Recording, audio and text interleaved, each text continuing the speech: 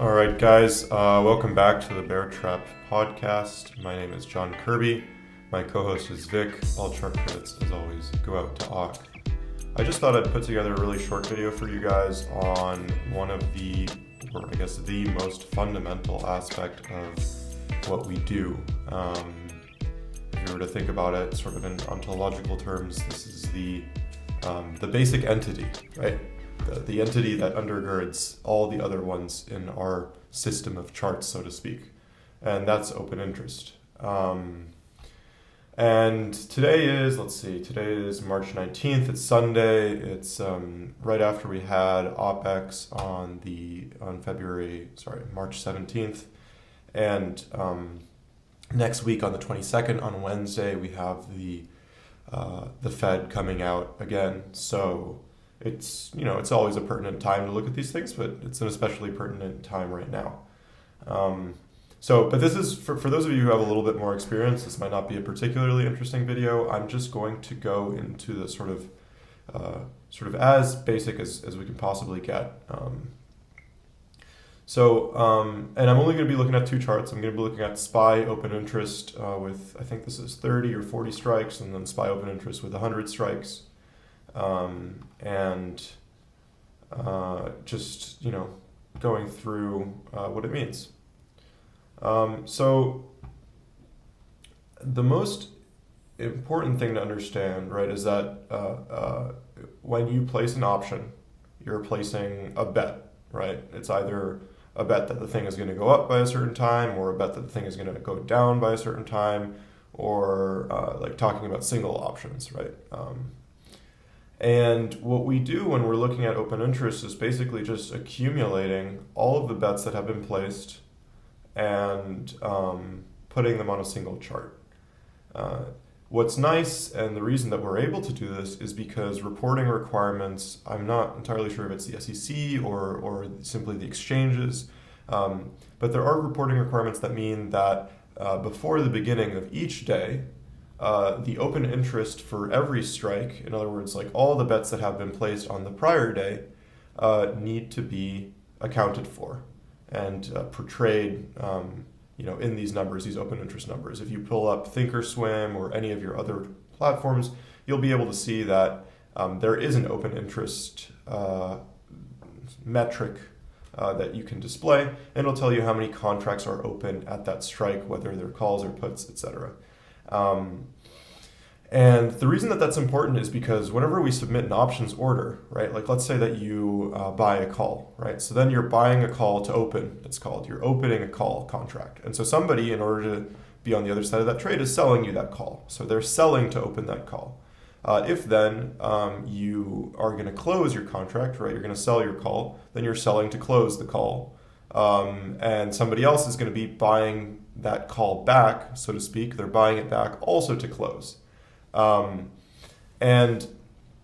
the reason that, this is a little more tricky with derivatives, with options, than it is with stocks is because there is no necessary limit on the number of options that can exist, right? Like let's say that SPY is trading at 400 and I want to buy 4 billion calls at, the 400 strike.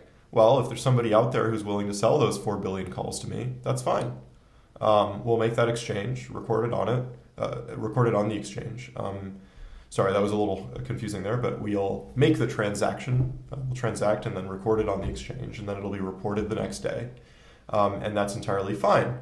Whereas with shares, right, it's a little bit different because, right, there's a limited float, right? There's a limited number of shares in existence. And so that creates certain constraints when it comes to selling short or simply buying shares.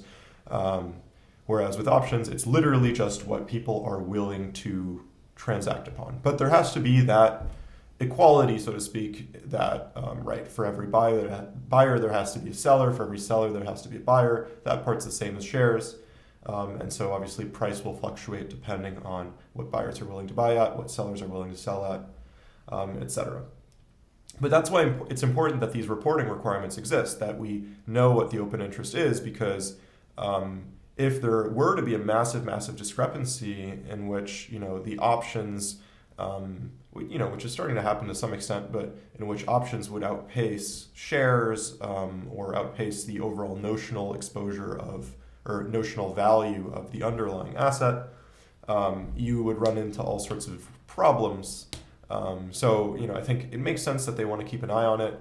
Are they keeping an eye on it as much as they should? Probably not, to be honest. That's why a lot of the things that we look at work, right? Why options have been controlling the market as much as they have recently. But that's a sort of much deeper discussion, deeper than I want to get into today. The main point is just to understand that, right? These options get recorded. They get recorded prior to or they get published prior to the next trading day. And so these open interest numbers that we're seeing, which are actually the basis for all of the calculations of gamma exposure, delta exposure, vega exposure, whatever you want, at least on our charts. Those options are the current number of contracts that are still open from the prior day, and that are for today and forward expiries as well. So yeah, we get a lot of questions a lot of the time about well, okay, the gamma exposure is changing intraday. Does that not reflect contracts being added or something like that? And no, it does not. It reflects gamma values changing, which is a subject for another video. But the open interest numbers that we are using, our assumption, are literally the open interest numbers that have been published in the morning. And those are based on, that's essentially yesterday's data, so to speak. So it is important to keep in mind that as the day advances, the open interest component of your gamma exposure, delta exposure, vega exposure is a number that is of potentially decreasing relevance, right?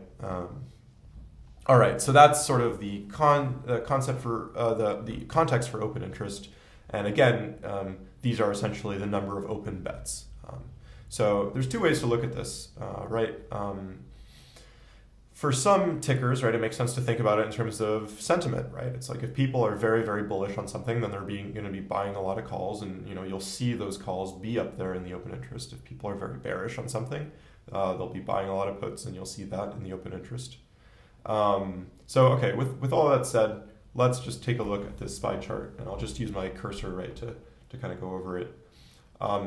The first thing that I see when I look at this, I'd rather take a sort of a bird's eye view, and so I'll scroll to the top, scroll a little bit down, and we'll see, okay, there is a lot of puts out here, especially relative to the number of calls, right? Which is no surprise, right? The market sentiment in general is a little bit bearish right now, maybe a little, a lot, whatever, you could debate that. But what's not debatable is that there is way more puts open than there are calls that are open. Then the next thing I can look at is I can see, look at it per expiry and say, okay, well, how many are open for March 20th, 21st, let's say, all these red colors down here, if you look at the legend and be like, okay, so about until April 14th, it looks like most of the options that are open, especially in the put side, call side as well, although some of these further out ones, you see more blue, green, so there really are for shorter dated expiries like this. Which also makes sense, right? Because option players usually, at least lately, they're playing more 0 DTE, shorter DTE. The market's moving really quickly right now, so people are more in short-term options than they are in long-term options. It tends to be the case, but it's more so the case now than in other market cycles or parts of the market cycle. Then the other thing that might make a lot of sense to look at is to say, okay, like what are the biggest strikes, right? Where are people clustering in terms of buying options? And they're usually relatively predictable strikes. So we can see that for calls, right, people are clustering over here at the 420 strike, and then also at the 400 strike. The 400 strike actually brings up an important issue, which is that this is just an open interest chart. It records the total number of contracts. So when we do our gamma calculations or vega calculations, the exposure calculations, we're usually taking, and this is pretty intuitive, right? We'll say, okay, there's this many bets that it's going to go above 400, and this many bets that it's going to go under 400. So we actually kind of net them out, right? And we say, okay, overall at 400, there are more bets that it's going to go down than that it's going to go up, really, really simply, right?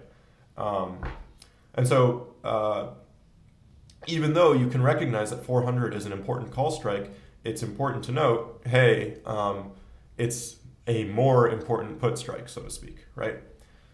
Okay, and then moving down, right, we can see that the next strike is 390 quite predictably, and then I'd skip over a couple of these, maybe say, all right, 380, that makes a lot of sense, and then down here, 370. And of course, as we go further out of the money, you would expect to see that more of these are long-term bets, right? Because it'll take longer for that to have any value. These down here, right, these 350s, so to speak, the red 350s, those are probably like penny options, right? They're not worth very much.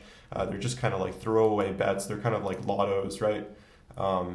So, that should factor in to how you're thinking about all of this. I'm not going to go into this video, right, how to think about, for instance, like the Vega and Gamma exposure of all these guys. This is literally just getting familiar with the fundamental open interest, right, which I went into towards the beginning of the video. Another thing that makes a lot of sense to look at, besides obviously be looking at the legend, look at all these different colors, see what expiries all these options are for, but then also we have this really nice little addition of the put-call ratio here. The put-call ratio is literally the number of open put contracts versus the number of open call contracts. And so if you have a high put-call ratio, it means that there's, that expiry is quite hedged, right? And it's divided up by expiry. I should have said that to start off.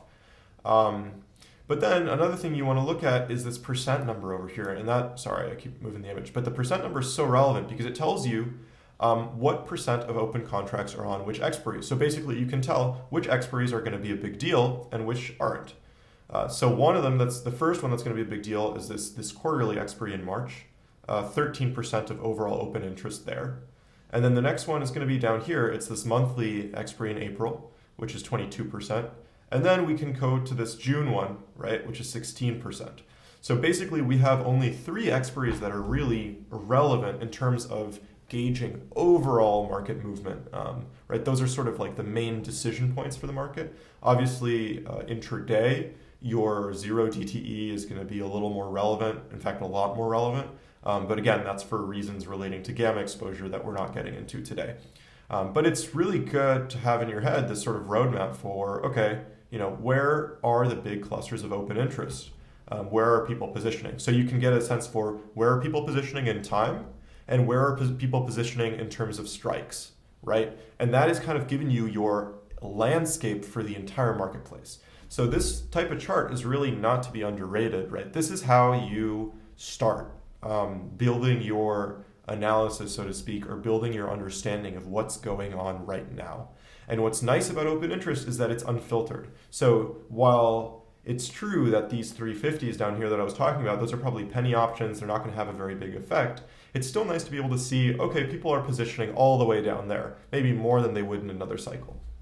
And so then when you get to your gamma exposure, Vega exposure charts, you can see how those options might respond to changes in price, to changes in time. Let's say if you're using theta exposure, which we don't usually use because it's not super relevant, but you could, right? And so you have an idea of what is the basis for everything. So just out of curiosity, I'm basically done, but I'm going to just take a look at this 100 strike chart over here. I actually like to pull the 100 strike. I don't think a lot of people do, and please guys don't spam the bot by pulling the 100 strike one. I mean, it's kind of messy and makes it kind of struggle. So maybe I'll do this, once a month, maybe. But what's very nice to see here is that, right, if we were only looking at the default 50 strike, we would miss the fact that, hey, people are all the way down here, and what is this? They're in 340s down here. They're even in 325s. It's only at 325 that they kind of start laying off. So you really get an image for, okay, I mean, the way that I personally look at it is how many puts are down here ready to get squeezed? When are these people going to have to bail on all of these hedges?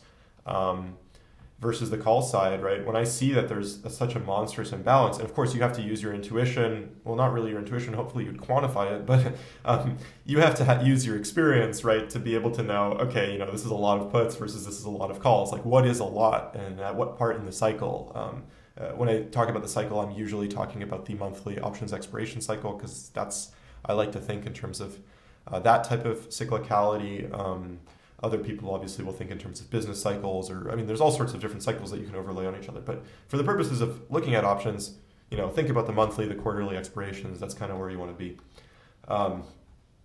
But here I'm looking at this and I'm thinking, well, I mean, right, it is kind of simple, right? It's like if we get underneath this strike, maybe that's where we start to get. And the stopping points are sort of, we would come down to here, maybe hang out here a little bit. If we get another sort of event that's able to push us down, then we hang out down here, etc. Right? And so, like I said, roadmap, these are your stops. This is the overall exposure of the marketplace, and it kind of is because we're looking at SPY, or I mean, you could look at SPX more or less equivalently. Of course, there, keep in mind the AM versus the PM expiries. There's all sort of structural constraints to continue to keep in mind. But yeah, I do really like to look at these charts to build my sort of fundamental understanding of positioning. And then once I have that, then I'll start to move into exposure, and then I'll start to move into shorter time frames and things like that.